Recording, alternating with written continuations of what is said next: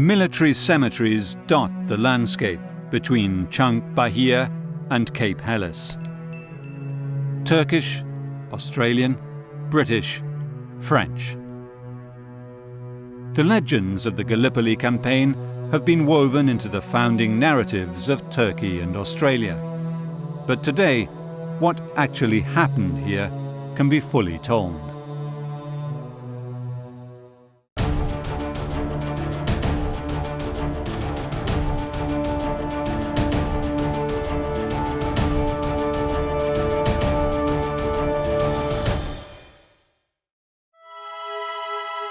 The first glimmer of dawn over the Dardanelles. The Chunuk Bair fortress controls the narrowest place in this sea lane between the Black Sea and the Mediterranean. On the other side of the straits is Asia and the city of Chunuk Bair. The marine traffic that passes through is the vital lifeline of trade with the whole of southeastern Europe and Russia. Turkey has controlled the straits for 500 years. Here in 1915, the vestiges of the Oriental Empire defeated the most powerful forces of the West. This is a victory almost east, defeating the West, defeating the biggest and best navy in the world, the Royal Navy, defeating the best army in the world, the British Army. The idea was to finish this in 3 days. They underestimated Turkish troops, and they thought civilized European soldier could defeat uneducated Turkish soldiers very easily here. But actually 99% of Turkish soldiers were from Anatolia, peasants. So peasants' armies are very difficult to defeat. In the century after the Gallipoli campaign, much was written about the military and political failures that led to one of Britain's most disastrous military campaigns. But little has been said about the role the battles played in building Turkish national pride.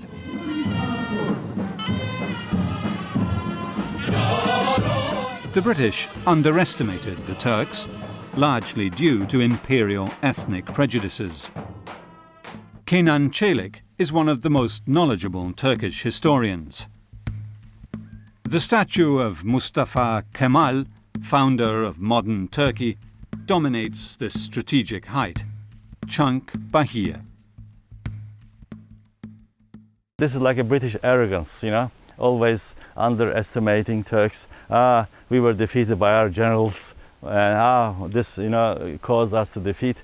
So rather than keep saying this, they should recognize and say and give some credit to Turkish man who fought here for the home country. Well, I think a young Lieutenant Colonel George S. Patton in Staff College, the US Army, sums it up brilliantly. This was before he became the famous general in World War II, and he did a study of the Gallipoli campaign.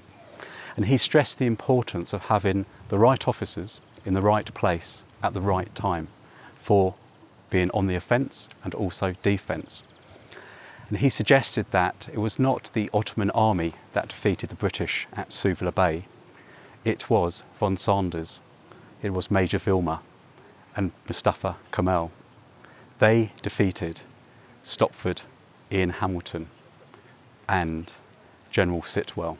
So he suggested that if they swapped those commanders, Gallipoli would have been a great success for the British instead of the dismal failure it ended out to be.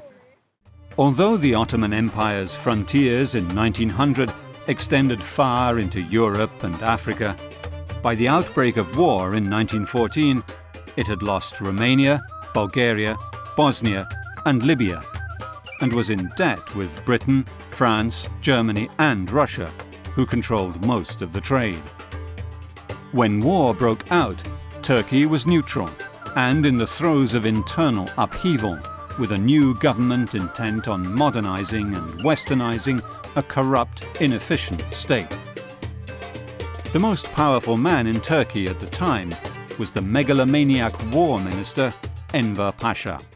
Enver Pasha took the command of chief of staff, war minister, so under his control a few portfolios like ministries. So he carried out big change in Turkish army. About 1,300 officers, mostly old generation, and who were held responsible for Balkan disaster, Balkan defeat, they were sacked. Then all the academy graduates were appointed to replace old people. For example, Mustafa Kemal was one of them, and only 35 years old, and he commanded 12,000 men. Another man with an extraordinary ego changed the course of Turkish history. When then British Navy Minister Winston Churchill ordered that 2 battleships built in Britain but paid for by the Ottoman government be requisitioned by the British Navy, the Germans eagerly donated 2 of their own. They offered the Goeben and Breslau to the Ottoman Empire. But when the new warships were used to attack Russian ports in the Black Sea, this prompted the Allies to declare war on Turkey. Churchill saw an opportunity to gain control of the most vital seaway in Europe, the Dardanelles, and persuaded the government and the War Minister, Lord Horatio Kitchener, to agree to a naval attack that he believed would be decisive in winning the war. On the 19th of February 1915, British and French ships sailed up the Dardanelles to destroy the forts at the entrance to the straits. But when the main attack on the straits began on the 18th of March at Çanakkale, 3 ships were sunk and 3 others were severely damaged by Turkish fire and undetected mines. The fortress at Mecidiye on the European side of the Dardanelles was the backdrop to a memorable episode of Turkish heroism. The Ottoman mobile artillery was wreaking havoc on French and British battleships, but they were running out of ammunition. On the other hand, the heavy guns at Çanakkale were a fixed target for the Allied ships. Here at Mecidiye Fortress, the gun crane had been destroyed. Rather than cease firing, legend has it that the Turkish soldier Said Ali Shabuk took it on himself to carry 3 275-kilogram shells to be loaded into the gun breech, one of which would reportedly sink a French battleship. Although it seems practically impossible for him to do this alone, Corporal Said became one of Turkey's greatest heroes, an icon of Turkish resistance. His feats are just the first of a series of Gallipoli campaign legends that live on today. With the navies in retreat, preparations began for large-scale troop landings on the Gallipoli Peninsula. Unable to penetrate the Dardanelles Straits with ships alone, military strategists plotted to capture Constantinople by land. The plan was simple enough. 50,000 troops from Britain, Australia, New Zealand, India and France would land and quickly capture the high ground behind the forts commanding the straits and allow the fleet to penetrate the Dardanelles. Britain's best general, Ian Hamilton, was given command. Steve Chambers is a historian and author specialised in the Gallipoli campaign. So Ian Hamilton, as a case in example, was probably one of the best general officers, if not in Britain, in the world at that time. And this is something the Germans actually say of him. He had probably fought in every single campaign from the late 1870s. He had written books on musketry and modern warfare, and this was quite rare in the British Army at that time. They had understood that the war was changing. Commanding on the other side of the battle was one of Germany's best generals, Otto Liman von Sanders, the cool-headed and decisive Prussian advisor to the Ottoman government. Heading up the 19th Division was 34-year-old Lieutenant Colonel Mustafa Kemal. British staff, mostly old people, old generation, but Turks, old graduates of academies, they got these ranks through aptitude tests and very hard exams. When you look at their, diplomas and marks, in the classes, they're like mathematicians, points between 95 and 100.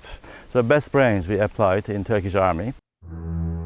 However hastily drawn up, The plan still gave the defenders 4 weeks to prepare.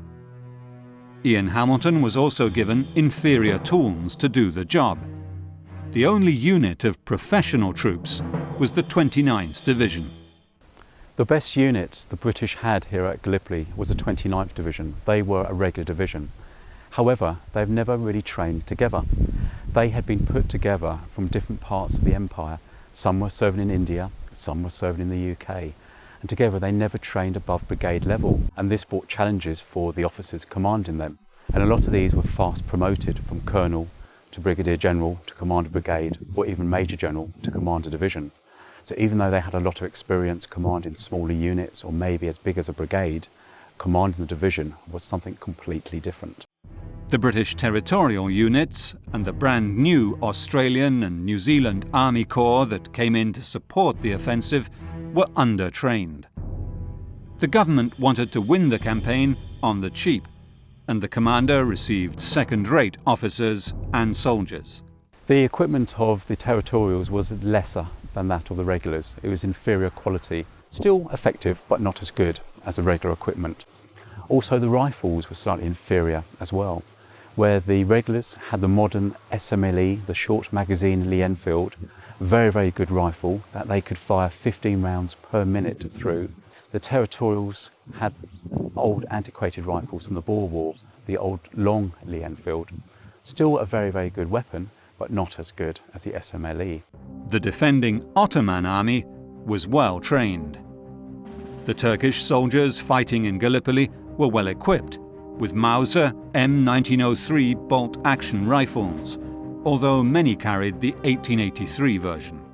We got German rifles, Mauser, not quick when you compare to Lee Enfield, British rifle, but snipers would prefer German Mauser.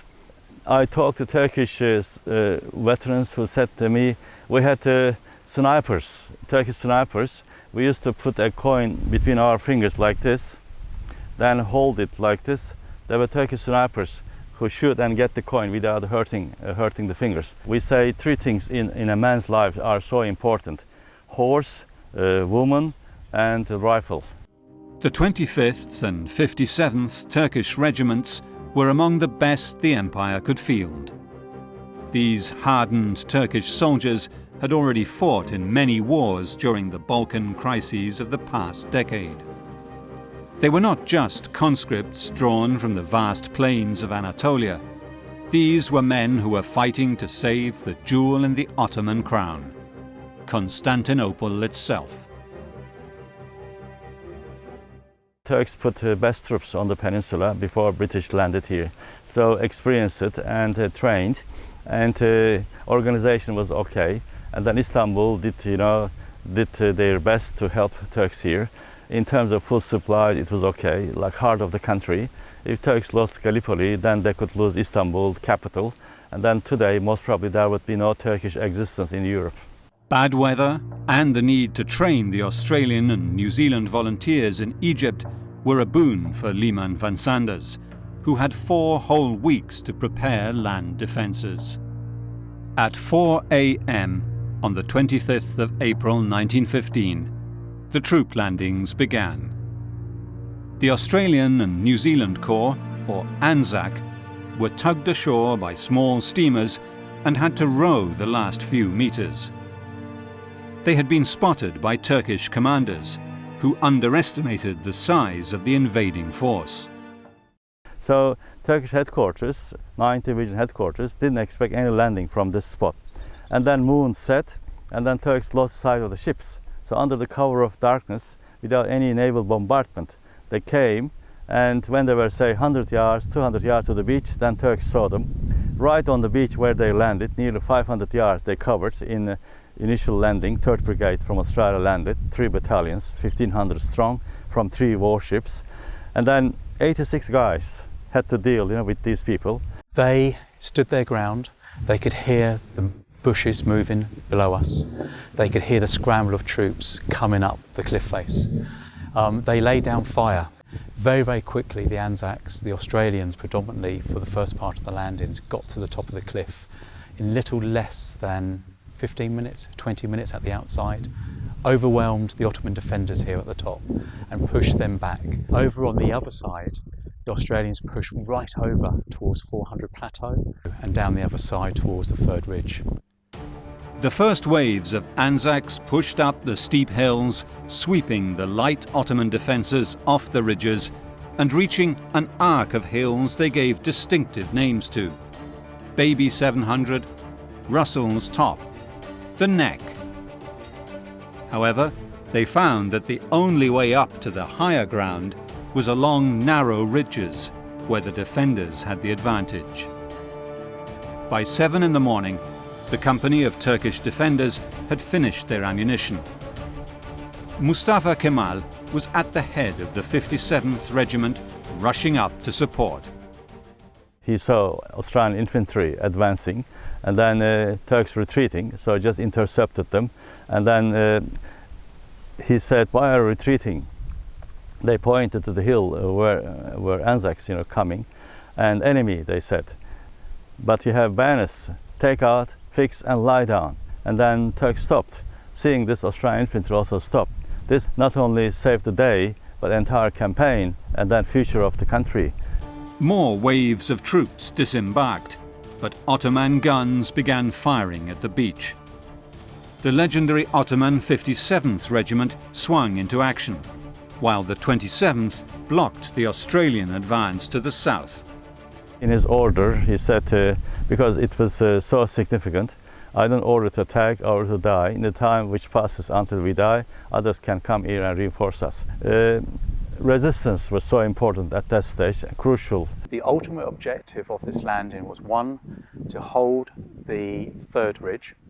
The Third Ridge goes from Gallipoli right away up to the Chunuk Bair Ridge and push from the hills close to where we're standing at the moment over the plain of Maidos to capture the narrowest part of the peninsula. When Mustafa Kemal and the 57th Regiment came over the ridge around Chunuk Bair, they were able to stop the Australian advance and then bayonet attack and push them back. By the end of the day, they were pinned down in this tiny stretch of shoreline. The commanding officer, General William Birdwood, proposed evacuation. At Cape Helis, the British attacked this beach, known to them as V Beach, at 6:30 in the morning. They had planned to land 3 regiments, 2 aboard the coal ship River Clyde that was to have been rammed ashore, allowing the 2,000 troops inside to disembark, while another regiment was to be brought ashore in rowing boats. The landing here at V Beach was going to be what we call a noisy landing. They were not coming in at night like at Anzac. Here was a full daylight landing, and the reason for that was the Royal Navy needed to see their targets. So what Hunter Weston, who was commanding the operation here, relied upon was the full weight of the naval bombardment to destroy and neutralise the Turkish defences. The ridge overlooking the beach was fortified, with trenches and barbed wire, although little more than a company of men defended it. The naval bombardment was ineffective due to the flat trajectory of the shells that landed either too far behind or in front of the defences. We landed, first of all, the first wave in rowing boats. These comprised of the Royal Dublin Fusiliers. Turkish rifle fire fell down onto the victims in those boats. Those who did manage to climb out in full pack, full equipment, weighing up to 70–75 pounds, fell into the water. Some drowned, others stumbled ashore with or without rifle. Those with rifles who could get to the sandbank then found their rifles to be inoperable. Luckily, there's a sandbank, a small cliff, or shelf rather, about 5 feet up from the beach, and that enabled them to shelter from the rifle fire from the Turks in the trenches behind me.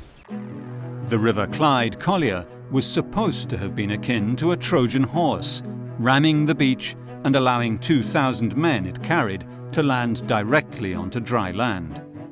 It got stuck on the rocks, and Turkish soldiers could pick the men off as they left the sally ports.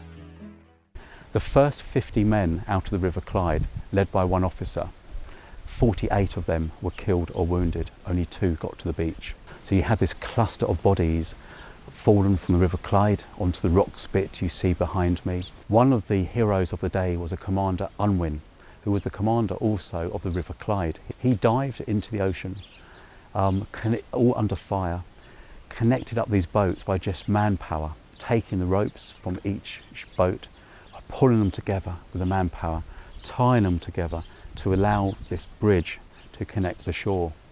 He did this several times under fierce enemy fire. At 9 a.m, the landing was stopped. But just 2 kilometers north, another slaughter was unfolding. On this beautiful sandy beach, known as W, where still today the remains of British hardware rust under the Gallipoli sun, the Lancashire Fusiliers, soldiers from rural northern England, were killed before they even made it ashore. There was barbed wire on the beach, and then again traps in the water, like landmines, and then just on top Turkish trenches. Of the 200 men in the first wave, only 21 survived, the heaviest death toll of all the landings. But the defenders were outflanked by a landing further north and eventually forced to retreat. They were told to wait till 400 yards range and open fire. It was very costly, more costly than we beached round the corner. At dawn, they were able to charge up from the beaches, where 2 more Victoria Crosses were won from Captain Wolford, Royal Artillery, and Lieutenant Colonel Charles Doughty Wiley, VC, Royal Welsh Fusiliers. They took their men forward. Actually, they didn't take their men forward. They weren't supposed to be there. These were staff officers. The staff officers took these men forward because of the huge amount of officer casualties in the infantry battalions, stormed these trenches. At the time the Turks were pulling back, they realised that the game was probably over now at that stage, because they're being enfiladed from the W Beach landing. Overlooking V Beach are the remains of 2 fortresses, the ancient Ottoman fort Sed al-Bahir, and on the other side, the powerful guns of its 20th century counterpart. Behind it, the Turkish cemetery, and below that, the British graveyard. Close to this tragic site lies the only lone grave of the whole campaign, Charles Doughty Wiley. We're here at the grave of Colonel Charles Doughty Wiley, VC. He was in the Royal Welsh Fusiliers and attached to the General Staff. He led the charge with his walking cane in hand. He vowed never to take arms against the Turks because he was a friend of the Turks prior to the war. At the moment of glory, he got to the top of this hill, captured the fort, and then unfortunately got shot by a Turkish sharpshooter. Charles Doughty Wiley's wife was a nurse on a nearby island, but he also had a romantic liaison with one of the most famous women of the Middle East, explorer and spy Gertrude Bell. There was one woman visitor to this grave during the campaign. It's important to understand there were no women fighting on Gallipoli, there were no women nurses on Gallipoli. So who was this lone woman who came to visit this grave, allegedly in around November 1915? French and other smaller forces had landed at Morto Bay, or S Beach as it was known, and at X and Y beaches, almost unopposed.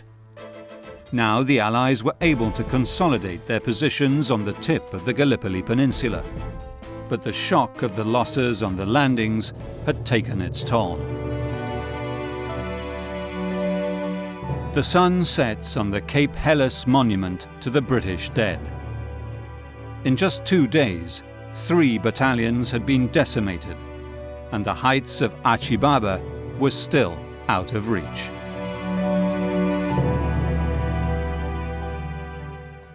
Three days after the landings, on the 28th of April, the French and British forces at Cape Helis made their first concerted effort to move forward to capture Achi Baba and then to attack the fortress at Kilit Bahir. This Turkish village now stands where the Greek village of Krithia once stood, razed to the ground by British guns. Here, the local British commander, Aylmer Hunter Weston, planned a daylight attack covered by artillery on land and sea.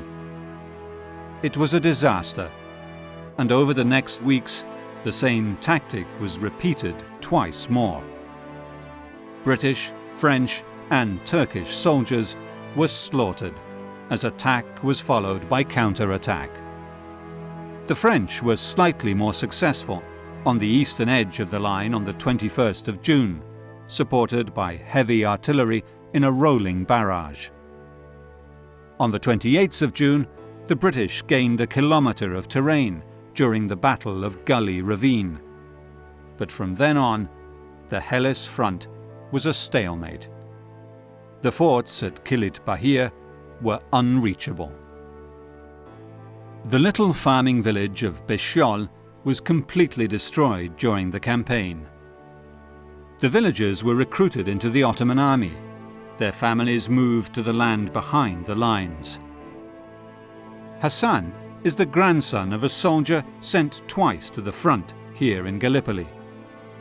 That young soldier was stable boy to Enver Pasha when the war minister came to see the massacre for himself. Enver stopped the frontal attacks which were killing too many Ottoman soldiers. Well, my grandfather was too young to join the army. He was taken by Enver Pasha as a stable boy and dispatch rider. He helped Enver Pasha by showing him the roads and the water wells. And then, when his elder brother was shot in the war, the younger one was released to go back home for a while and then recalled back for duty. So total loss we suffered in 6 battles here, known as 6 battles of Krithia. 3 battles of Krithia and then 1 battle with English in Gully Ravine and then 2 with French on the left. Roughly 150,000 Turkish losses suffered and more than 100,000 British losses suffered.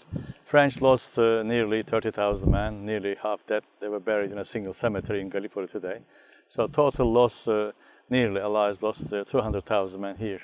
And both sides, nearly 500,000 people, in Gallipoli campaign, total loss. Hunter Weston was probably, as some people say, was one of these donkey generals. I don't know if that's strictly true, that he was a bit of a butcher and threw men into action aimlessly in these frontal attacks with bayonets only, facing the Turkish guns.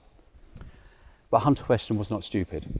That was really the only options available to him at that time. Here, Turkish army suffered more casualties than Allies. And the main reason was flat country, not much cover. And before every battle, and then Navy bombarded Turkish lines, so devastated Turkish trenches. Mostly they tried to advance along the flanks, getting in support from the Navy rather than in the middle. But Turks knew this very well, so they attacked in the middle. So when the lines advanced on the flank, but Turks made a bridge in the middle, then British had to move back to make, in line with that area. So then had to retreat to the back. The Allied troops were ill-equipped to face the battles that were to follow. Logistics were a nightmare. A shortage of shells forced the British artillery to limit themselves to firing just 1 shell a day in order to save ammunition for big offensives. British artillery here was very ineffective. 1, we didn't have enough guns, and 2, we didn't have enough shell.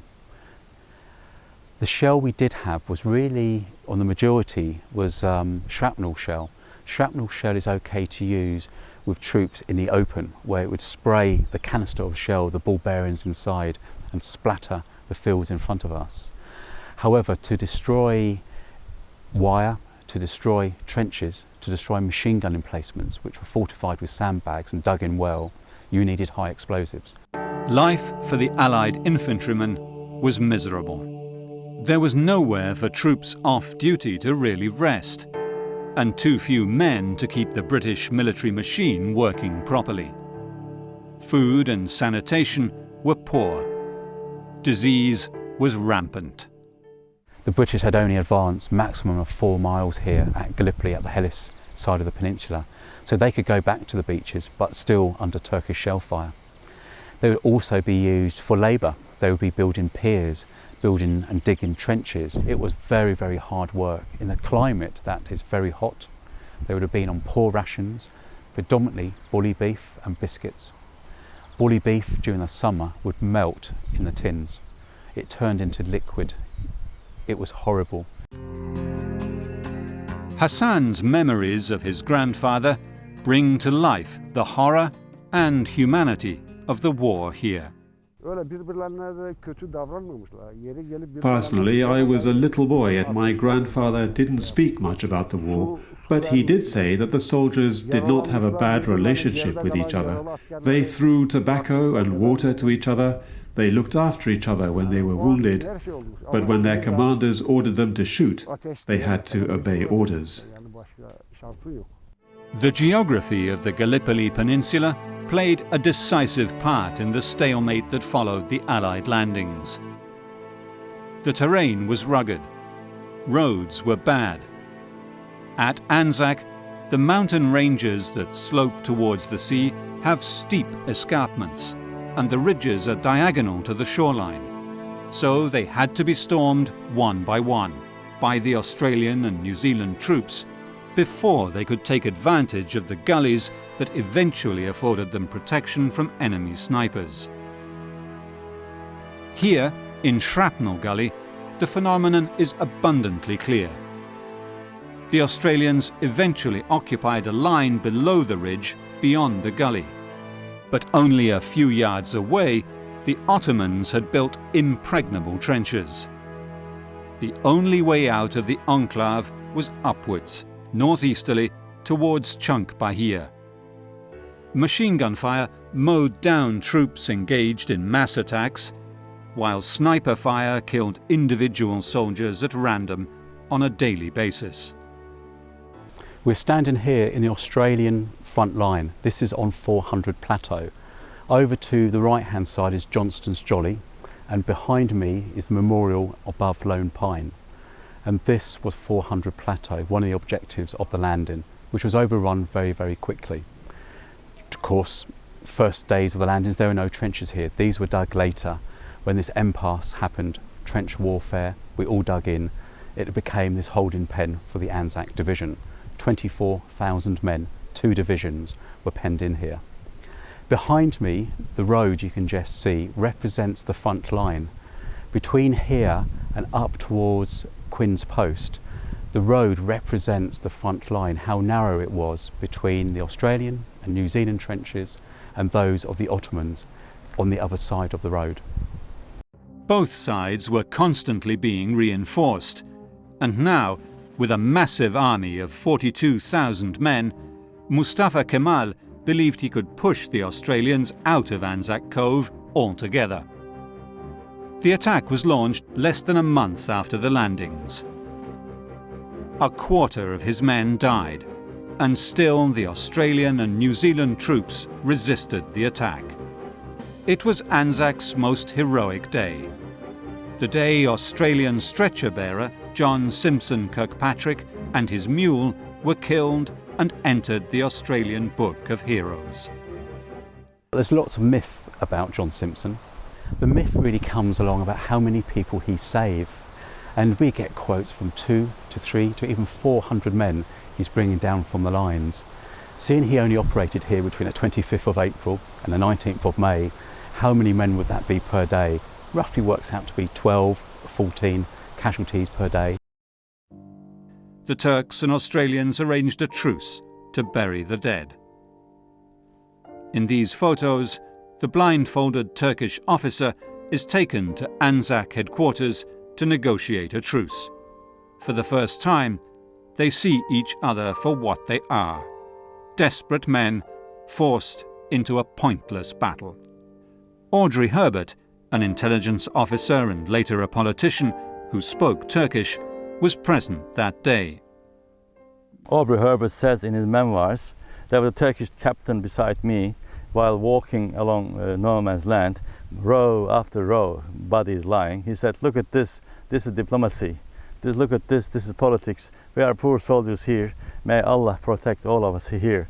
The men who fought here on the Anzac front in Gallipoli were neither all Australians nor all young farmers, despite Australian mass media myths that sometimes suggest otherwise. If you look at the occupations, a vast majority worked in the city. There were bankers, clerks, there were shopkeepers, cobblers, etc. So very few actually were from the farms, the outbacks. Saying that, you know, they were fairly fit, a lot of them. They were also fairly young, but not as young as a lot of accounts do make out. You do hear about these boy soldiers. There were no boy soldiers here during the landings. The average age of the Australian foot soldier was 28 years old in 1915. In terms of health, Turks were better physically, stronger than British troops here in Gallipoli.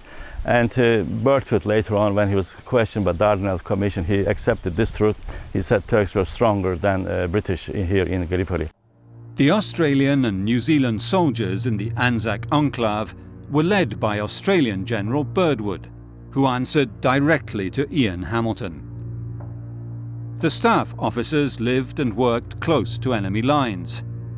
General Bridges was shot in the leg by a Turkish sniper and died of gangrene. Too many men were penned into this tiny place. One of the other myths is British officers led these Australians to their death. You know, they were sacrificed on this British Empire's altar. Totally not true. The Anzac Corps, with the New Zealanders as well, were commanded by Australian generals. In charge of the Corps was General Birdwood. He was actually born in India, but again became the Australian Corps commander and held in high respect by the Australians and New Zealanders. Bridges, another Australian there, commanded the 1st Australian Division. By the end of June 1915, there was stalemate on both fronts. With stalemate at Cape Helis and at Anzac Cove, Ian Hamilton asked London for more troops to break the deadlock. He planned to allow the Australians and New Zealanders to break out of the Anzac enclave by making massive diversionary attacks at Helis, the southern Anzac, and on a new front to the north, at Suvla Bay. Once again, he was handed a wild card in the shape of the elderly General Frederick Stopford, a bumbling and inexperienced British officer. The landings were planned to coincide with attacks by the New Zealand Brigade towards the lightly defended Chunuk Bair, while the Australians attacked at the neck. As diversions, the British attacked Krithia once more, the Australians attacked Lone Pine Ridge. On the 6th of August, in the afternoon at 5 o'clock, the Australians went over the top from positions on this reverse slope, and they pushed the Turks back. They overran 3 or 4 trenches and dug in on the far side, overlooking the Turkish lines of communication and reserves. The Lone Pine fighting was very ferocious, very hand-to-hand, bitter fighting with bayonets, trench clubs and bombs, and they fought on for 3 days and 4 nights.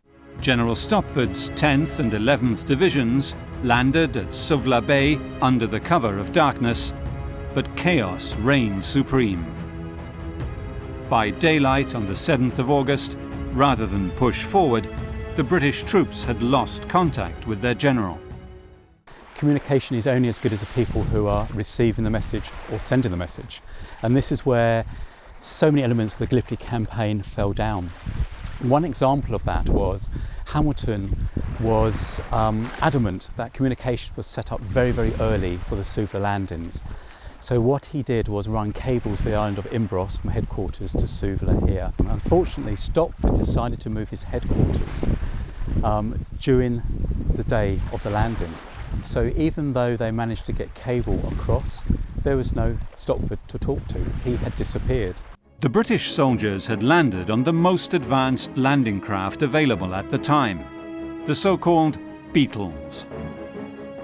Stand on the remains of a lighter. The lighters were used during the landings at Suvla during the night of the 6th of August 1915, and also for the final evacuation as well. In front of it there were 2 antennae almost, but this is where they got the nickname Beetle, these big black antennae, and attached to that would be a wooden ramp, still in force and held to the top of the antennae by chains. The Australians attacked Lone Pine in a brutal battle that raged for 4 days in bloody hand-to-hand fighting. They gained a fine view over the Ottoman lines of supply. The main thrust, however, was to be between Chunuk Bair and the neck. For the Allies, here again precious time was lost. Chunuk Bair was so important to the Allies because it afforded two things. One, by capturing this summit, you deny the view from the Turkish side of the British positions and Anzac positions behind. As you see behind me, you've got the jewel there. You've got what the objective was, the Dardanelles Straits. The plan was to rush the lightly defended defences at 4:30 a.m. to take the Ottomans by surprise. The capture of Chunuk Bair was not without problems. They were to get up here on the 7th of August at 04:30 in the morning by dawn. That never happened. Colonel Johnston, who was the brigade commander, stopped his men short and had tea, which was absolutely unforgivable because he was only 500 metres from the summit. On the summit where we're standing today, there were no Turkish defenders. By the time Johnston pushed his troops forward, it was too late. The Ottomans had occupied the summit before the New Zealanders could get there. And now there was no option but for a costly frontal attack. He then ordered the Wellingtons under a Colonel William Malone to take the top. He refused. He refused the order of his commanding officer. And he said he will not do it in daylight. He will do it at dawn where he's afforded cover, he can plan the attack properly and use the bombardment prior to the attack to capture the top of the hill. That's exactly what happened. During the morning of the 8th of August, Wellington Battalion, commanded by William Malone, stormed up to the top of this hill, took the trenches and started digging in. The breakout was planned for the 7th of August, and Chunuk Bair was the highest point of the Ottoman defences. If it could be captured while the Turks were busy elsewhere, there was a chance of cutting the peninsula in half. The New Zealanders held the heights for as long as they could, but they arrived too late to support another attempt at breakout by the Australians at the neck. He held on for 2 days. He was supported by other New Zealand battalions. The New Zealand Mounted Rifles came up, 2 British battalions as well, but they could just hold the reverse slope but not the summit. So even though they had a brief glimpse of the Dardanelles very early that morning on the 8th of August, that was lost to them later on that day, never to be seen again. While the senior officers lost the initiative here on Chunuk Bair, the soldiers fought heroically. The fighting up at Chunuk Bair was probably the most fierce of all Gallipoli battles. The New Zealand regiments that were involved in here, the Wellington Battalion for example, the Mounted Rifles suffered hugely. And if you can imagine the ground around us here just being full of dead and dying soldiers of both sides. The Wellington Battalion for example came up to the top of the hill with 700 men.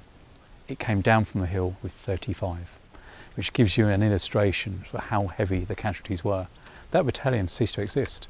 They lost their commanding officer, they lost all their company commanders, they lost the vast majority of their officers, hardly anyone came down at all. Meanwhile, the troops at Suvla Bay had made no move towards the semicircle of hills overlooking the coast, although they knew that within 48 hours Ottoman reserves would be arriving. Mustafa Kemal replaced the sick local commander. On the 8th of August in the afternoon, finally Turkish columns started reaching from long march from the neck of the peninsula, nearly 60 kilometers. Turkish, 16 Army Corps, 12th Division and 7th Division. Mustafa Kemal, in his memoirs, he said, "I'm very grateful to British General Stafford because he waited for me 2 days till I get ready." Suvla was not aimed to do anything more than secure the base. Once that was secure, they would then use the forces ashore, part of General Stopford's 9th Corps, to support the Anzac operation to break out of Anzac, where we're standing here on the ridge, push over the Sari Bair Ridge, and then try and cut the peninsula in half. It's really the same plan as the 25th of April. It hadn't changed that much. It was just more men were available to do it this time, which was something Hamilton wanted. Now he has the men, now allegedly he has the resource. Could he do it? The 48-hour delay condemned the Suvla landings to failure. When the British did move forward and occupied some of the Anafata hills, they found the Turks were waiting for them.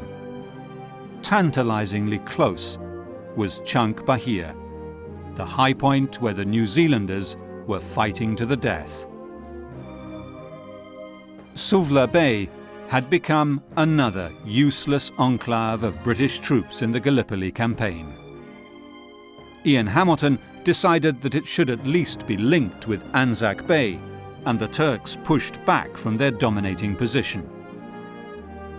Between the 21st and 27th of August 1915, one of the most complex battles of the campaign raged around Hill 60, where the Australian light horse managed to capture the frontline Turkish trenches and take prisoners, with the help of Indian and New Zealand troops on the flanks. They ran out of resources before they could exploit their slight advantage, and the Ottoman forces reoccupied much of the ground they had lost. The British troops at Suvla supported the action by advancing on the Anafata Hills, in particular Scimitar Hill. Where hills, for example Scimitar Hill, had been in British hands earlier on that day, they had evacuated it in some confusion. When they come back to capture Scimitar Hill, it was in Ottoman hands. There was also a lot of heavy brush, and that became so tinder dry that any sort of spark set it off. Very sadly, what happened to Scimitar Hill and the surrounding area, it all caught fire. Not on the Turkish side, on the British side. And the troops that were trying to fight their way through it were consumed very, very quickly by the fire. It was the last battle of the campaign. In September, Bulgaria entered the war, giving Turkey direct access to supplies of guns and shells from Germany, and General Hamilton was replaced by General Charles Munro. There were to be no more attacks in Gallipoli. The Allies and Ottomans made life as unpleasant for each other as possible by sniping, even using periscopes to allow them to keep their own heads down. The campaign had been a dismal failure, but the British and Anzac troops still had to survive and defend their positions.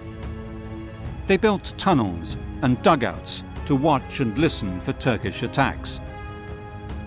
Steve Chambers has found one of them just below the machine gun post known as the Apex. We know a lot about the war on top in the trenches, but at Gallipoli we don't know much about the war underground. This is a New Zealand tunnel built towards the end of the campaign by the New Zealand engineers and infantry. Where it goes is from the rhododendron ridge, from their front line, right under the Turkish positions. It had two purposes. One, as an observation post for the Turkish trenches, over on Battleship Hill on the other side of this spur, and also to listen to the Turks in their frontline trench. The Turks would have been probably 150 to 200 metres along this track under a defensive position called the Apex. The tunnel proceeds for 100 metres and then branches off to the left and downwards. The sandstone, the sediment here, that has almost made this like concrete. So even though it's under finger and thumb, it's quite solid and holds together fairly well. It's amazing to think this is 100 years old. For the Allied soldiers, the August heat was almost more lethal than the Turks. Water was scarce, washing was complicated, and flies infested the rotting corpses in no man's land. Human refuse could not be washed away, and intestinal diseases spread like wildfire, with the hellish sanitation conditions making controlling the epidemics impossible. Wounds became infected easily, and hospital ships were soon overcrowded. And yet, worse was to come as the Allied invasion petered out. The Allied troops were now essentially stranded and useless to the war. General Munro assessed the situation and recommended evacuation. Failures here and elsewhere caused the British government to fall, and Winston Churchill lost his job as Navy Minister. Lord Kitchener came to see for himself, and soon afterwards ordered evacuation. Slowly and secretly, British and Australian troops were withdrawn. Not before the winter set in, and yet more soldiers fell to frostbite and flash floods. When Sir Ian Hamilton was given this job, it was a real tough nut to crack with the resources available. But what he didn't have available were the troops. You can blame Kitchener for that. He didn't have the support of the Navy when he needed it. You can blame Winston Churchill for that. General Sir Ian Hamilton, as an officer, always hoped that one more push would change the balance to his favour. Unfortunately, he had several pushes and all of those were failure. And he was letting Kitchener know that, yes, we're almost there, one more push and we'll be okay. So he was withholding the truth really from Earl Kitchener. There was one Australian doctor, Charles Ryan, good example. This man was in Ottoman-Russian War in 1877-78 in Pleven in Bulgaria. He was given Turkish medal, Mecidiye medal. And when he was in Anzac, he was director of hospitals from Australia.